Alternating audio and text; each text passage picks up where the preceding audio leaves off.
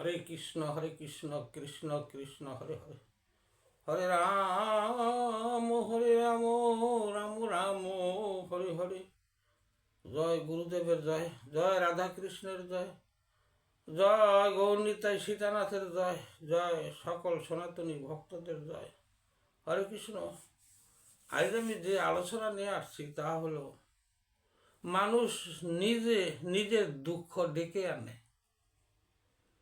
কিরকম, কেন ডেকে আনে, কি অবস্থা হইলে নিজের দুঃখে নিজে পরিণত হয়?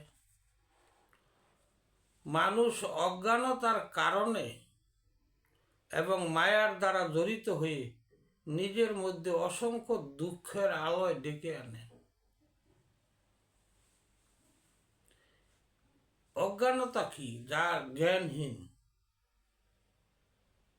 কিরকম, এই জগতে যতই জ্ঞান অর্জন করা বা করুক না কেন, যদি পারমার্থিক জ্ঞান জাগ্রত না হয়, এই পারমার্থিক জ্ঞান জাগ্রত নাই বলে নিজের দুঃখে নিজে সে পরিণত হয়ে যায়।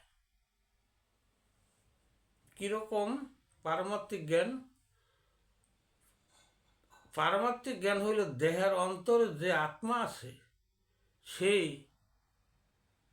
আত্মা সম্বন্ধে জানা, তাকে বলা হয় আত্মজ্ঞান বা পরমাত্মার জ্ঞান, পরমাত্মিক জ্ঞান। আমরা এটা খুঁজে পাই না কেন? আত্মজ্ঞান কিন্তু আমরা করি না।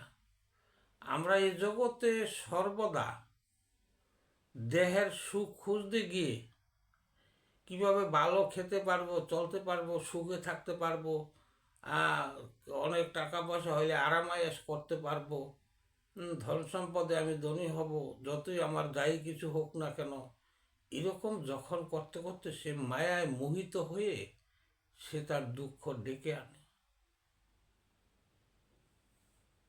এই মায়ায় তখন এই দেহের সুখ খুঁজতে গিয়া মায়ায় জড়িত হয়ে যায়। যখনই মায়ায় জড়িত হয় তখন কিন্তু সে এই বিষয় বাসনায় পইরা সে দুঃখের সাগরে ভাসতে থাকে। সে আর সুখ কি জিনিস খুঁজে পাচ্ছে না। সুখ আনন্দ জিনিসটাতে কোথায়, সে কিন্তু খুঁজতে পাইতেছে না। এই জগতের সাময়িক আনন্দ, দুঃখে সুখে মিলিত, এই আনন্দ নিয়ে সে সর্বদা এটি পেতে চায় যে বিষয় বাসনায় ভোগ বিলাসে সে আনন্দ পেতে চায়। এই আনন্দ যে অস্থায়ী বা এই আনন্দের সাথে যে দুঃখ জড়িত আছে তা কিন্তু আর বুঝতে পারে না কেউ। আমরা দেখছি যে সমুদ্র মন্থন করে যখন অমৃত উদ্ধার করার আগে কিন্তু বিষ থাকে। ওই বিষটাকে যদি তুলে ফেলা না হয় তাহলে অমৃত পাওয়া যায় না। তো তদ্রূপে আমরা যখনই সুখ খুঁজতে যাই, সুখ খুঁজতে গিয়া দুঃখের সাগরে পড়ি। কারণ এই সুখের সন্ধান করতে গিয়া আমরা দুঃখকে সাগরে যে পড়ে থাকি, দুঃখকে দূর করতে পারি না। এই দুঃখকে যতদিন পর্যন্ত আমরা এই শেষ না করতে পারবো, ততদিন পর্যন্ত কিন্তু সুখ কি জিনিস সে আর খুঁজে পায় না। তাই আমরা সর্বদা সুখের বা আনন্দের পিছনে ঘুরি ফুরি। আসলে কোথায় যে আনন্দ বা সুখ, এইটা কিন্তু আমরা খুঁজে বের করতে পারি না।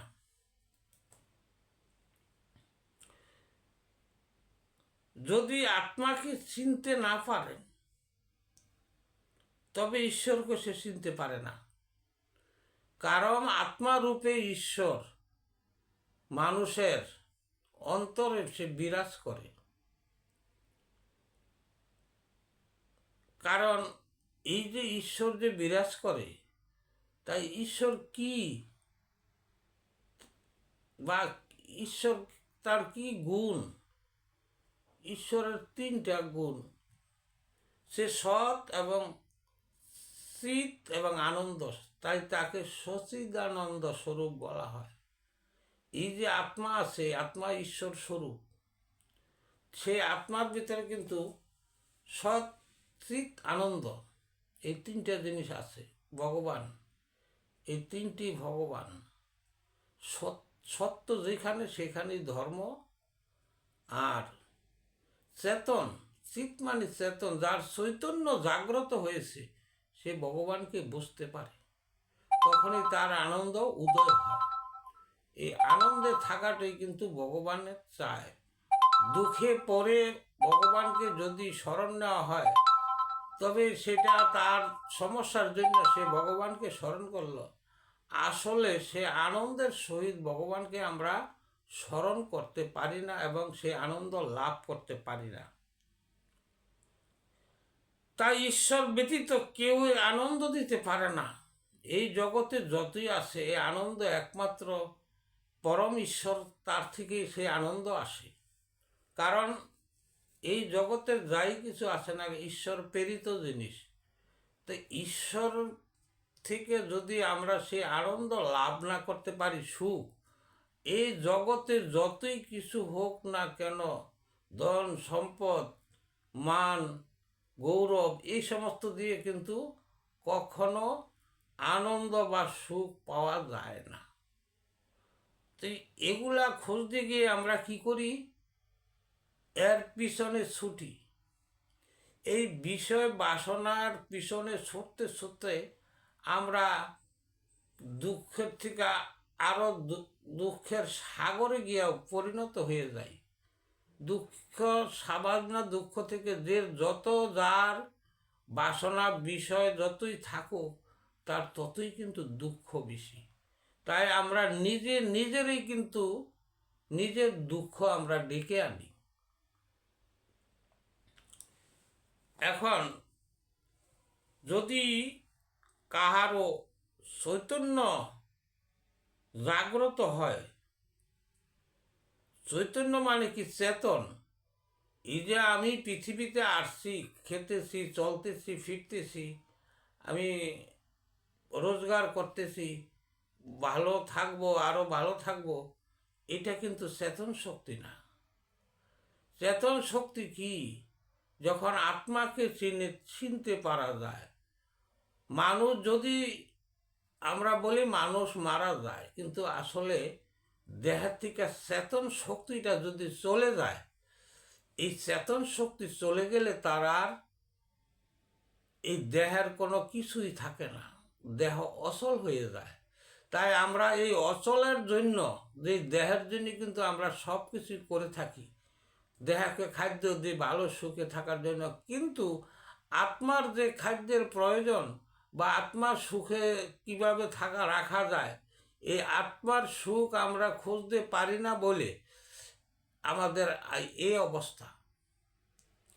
তাই এই যে মৃত্যুর পর যে আত্মা চলে যায়, আবার যাই কিছু হোক, আত্মার দ্বারাতেই তার সাজা হয়, আত্মার দ্বারাতে সে পুণ্য লাভ করে, দেহ দিয়া কর্ম করে, ঠিক আছে, কিন্তু এই আত্মাকে আমাদের চেনা একান্ত দরকার। যখনই কারো আত্মজ্ঞান আসবে, আত্মজ্ঞান আসার পরে তার চেতন শক্তি জাগ্রত হবে। যখন এই চেতন শক্তি জাগ্রত হলে কি হয়, তখন তার সুখের সন্ধান সে খুঁজে পাবে। এছাড়া আমরা যাই কিছু করি না কেন, আমরা এই মানুষ যারা আছি তারা নিজেদের দুঃখ ডেকে আনি। যাই হোক, আজকের যে আলোচনা আমি করলাম, এতে যদি কোনো ভুল ত্রুটি হয় আমাকে ক্ষমা দৃষ্টিতে দেখবেন। আমি অতি নগণ্য, আপনাদের কৃপায় আমি 2-4 কথা বলি, যাহা শাস্ত্র থেকেই বলা হয়। আর ভুল ত্রুটি হলে আমাকে ক্ষমা দৃষ্টিতে দেখবেন। আমি এখানেই বিশ্রাম নিলাম। হরে কৃষ্ণ কৃষ্ণ কৃষ্ণ হরে হরে, হরে রাম রাম রাম হরে হরে।